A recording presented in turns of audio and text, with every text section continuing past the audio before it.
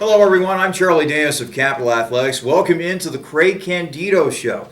Last week, Capital taking on their hated rivals, the Otterbein Cardinals, and unfortunately for the Crusaders, they came up short in a 49-34 loss to Otterbein. So, Coach, let's take a look at that game last week. The Otterbein game was a tough loss in more ways than one. You lose two key contributors on offense. Let's first talk about Brent Walton. He's going to be out a couple weeks because of turf toe. A very frustrating injury, especially when you're a running back. So what's his health situation looking like? Yeah, I mean, I saw his toe the other day. It's nice and blue, so that's not a pretty sight. But Brent's a fighter. He's going to do everything he can to get back on the field, and we trust in our training staff to be able to give him the best care possible to get him back. But yeah, he's definitely out this week. We'll kind of take it week to week. That's a big loss for us, as he's now tied as the all-time leading rusher in Capital football history. So anytime you take him away, that's a big blow to your offense. But we didn't have Corey Heater, who's one of our best slots in the game at all last week. Lyle had to play 3 quarters at B-back, and we still put up over 500 yards against Otterbein. So I think it's one of those things where I told our guys on Monday, just we've got to roll with the punches and let the system take care of itself. We'll talk about Isaiah in just a moment, but let's go back to Corey. He had gone off to a great start this year, one of your best of slot backs, if not the best slot back on Capital squad this season. Tough to lose a guy like that, especially when he was trying to presumably fight through that injury, but it was just too much for him to handle, apparently. Yeah, Corey's a very tough kid, so we're not really even sure when he had the injury, sustained it. I think it was Muskingum, and he played through it, and then played through the Mount game, and then he kind of tweaked it in practice. That's when I really noticed it in practice that next week, and they did the MRI and found some damage there, so he needs surgery. But we'll miss Corey, and it's hard because he's one of those guys that just cares so much about football, and he has worked himself into being the player that he is today. And to see him have the season taken away from him is pretty disappointing as a coach. This is the Candeto Show here on athletics.capital.edu. Well, you touched upon it. Over 500 yards rushing. You still had a lot of rushing yards on the ground, 394 to be exact. One guy I want to spotlight is Wally Brewer. He had 4 carries, 68 yards, 2 touchdowns. What has he been doing lately to really thrust himself into the offensive picture for your team? Yeah, Wally is a senior, so it was neat. Although we didn't get the win, it was neat to see Wally have a good game on homecoming.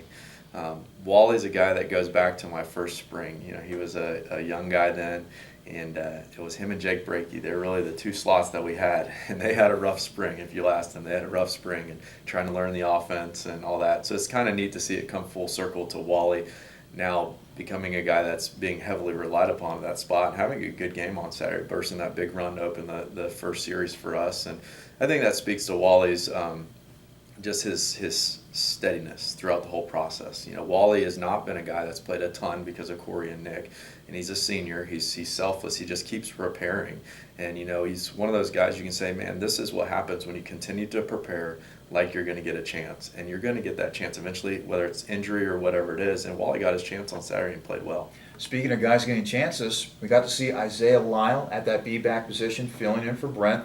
Tough guy. Obviously, he's from Youngstown, Ohio, of all places, so that comes with the territory. I thought he displayed some really strong running at the B-back position. Talk to me about how he come to Capital, how you first discovered Isaiah.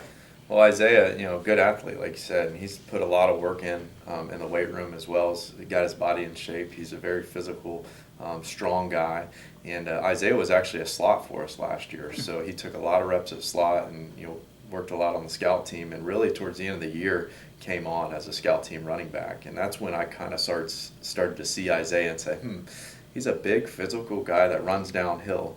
I wonder if he can play our B position. So we moved him this spring, and Isaiah's had some good days, and he got his chance on Saturday. So we're excited to see what Isaiah can do this week in practice, and then going into the Ohio Northern game. And you've already touched upon him. Jake Breakey is also another guy that can fill in at that slot back position. A guy that's been in the program for a while. Probably nice to have a guy that can step in, seeing that your team needs someone to step up anyway. No question, yeah. It's nice to have some older guys that have been in games and spots that can come in, and you're not relying upon a freshman to come in. So let's talk about the next opponent, Ohio Northern. Boy, the Polar Bears have gotten off to a really interesting start. 3-2 overall, 2-2 in conference play, but this is a team that took down John Carroll, a team that is routinely in the top 10, top 15 of Division III football. Let's start with the running back, Justin Magazine. 84 rushing yards and 2 touchdowns in that win over John Carroll. What does he bring to the table as a tailback? Well, he's a good back. They like to throw the ball around, but Justin, he runs the football hard. He's very shifty. I was just watching one of their games, and he took a screen pass and went 60-some yards and made a couple guys miss. And he plays a great effort. He's very low to the ground and tough to tackle, too. He breaks tackles as well. Well, Coach, and it's not just Magazine at the tailback position. Talk about their aerial attack here for just a second. Devin Price and Reed Allen, their 2 wide receivers, are 2 and 3 in the OAC in receiving yards, and their quarterback, Will Freed, first in the OAC in passing yards.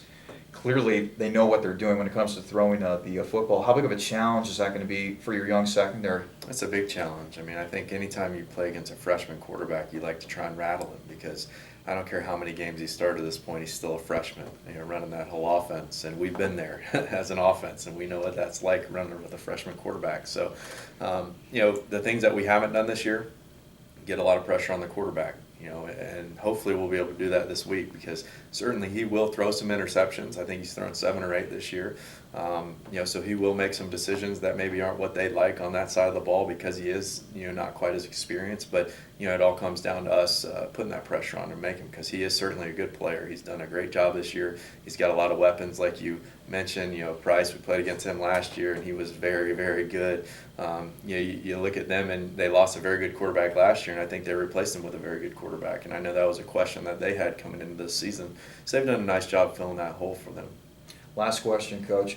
How important is time of possession going to be in this game? In other words, can your offense be your defense when it comes to going up against a high-flying team like Ohio Northern? Yeah, I think it always is, and going into most games this year, we haven't really said, hey, we've got to hold on to the football. If that were the case, well, Mount Union is the only one that we kind of ran the play clock down a little bit and held on the ball. And it showed up in the first half. We only gave up 21 points, and it was a good game. But I don't like to do that too much because of the flow of our offense as well. I think you can get out of a normal flow if you just sit there and you milk the clock too much. And I have confidence in our defense that they can get the job done. But I think the nature of our offense, we hold on to the football as it is. I think last week we had 35 minutes of time possession. We're leading the league in time possession. That certainly gives our defense a chance to get off the field and get the adjustments, get rested. So, it's going to be like any week for us. We're going to try and keep that football away from their offense. All right, Coach, thanks for joining us, and good luck against the Polar Bears. Thanks, Charlie. That was head coach Craig Candeto. Join us here on the Coach Candeto Show. For more, go to athletics.capital.edu. I'm Charlie Danis for Capital Athletics. We'll see you next time.